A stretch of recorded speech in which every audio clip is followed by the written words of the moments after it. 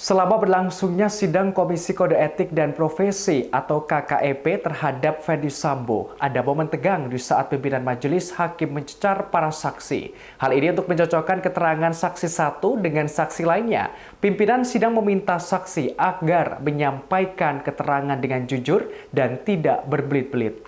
Dikutip dari Kompas.com, hal ini diungkapkan oleh anggota Komisi Kepolisian Nasional atau Kompolnas, Yusuf Warshim. Diketahui Yusuf adalah salah satu orang dari pihak eksternal yang diundang dalam sidang etik Sambo sebagai pengawas Polri. Diungkapkan dalam sidang etik Sambo ada momen menegangkan saat pimpinan sidang mencecar para saksi. Pimpinan majelis hakim saat itu terdiri dari Jenderal Bintang 3 dan Jenderal Bintang 2. Di antaranya Kepala Badan Intelijen dan Keamanan Polri, Komjen Ahmad Doviri, Kadif Propam Polri, Irjen Sahardiantono, dan Gubernur PT IKA, Irjen Zazid Fanani.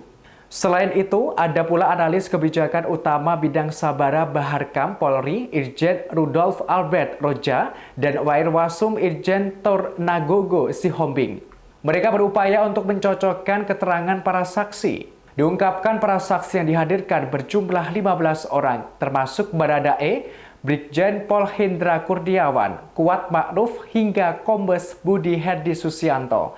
Yusuf menerangkan pimpinan sidang meminta agar saksi mengungkapkan kejadian secara jujur dan tidak berbelit-belit. Hal ini agar tidak timbul perbedaan keterangan. Menurut Yusuf, pencocokan keterangan saksi sangat teliti dan cermat. Para saksi dicecar dengan sungguh-sungguh oleh majelis hakim sidang tersebut, termasuk pembuktian atas pasal-pasal yang dipersangkakan terhadap pelanggaran kode etik yang dilakukan oleh Ferdy Sambo. Sebagaimana diketahui, sidang etik Sambo ini berlangsung selama 17 jam, tepatnya sejak Kamis 25 Agustus pagi hingga Jumat 26 Agustus dini hari. Hasil putusan sidang itu, Ferdy Sambo dijatuhi sanksi pemecatan secara tidak hormat dari institusi kepolisian. Namun, Ferdy Sambo memilih mengajukan banding. Diakui Sambo, apapun hasil putusan banding nantinya, ia akan menerima dan melaksanakannya.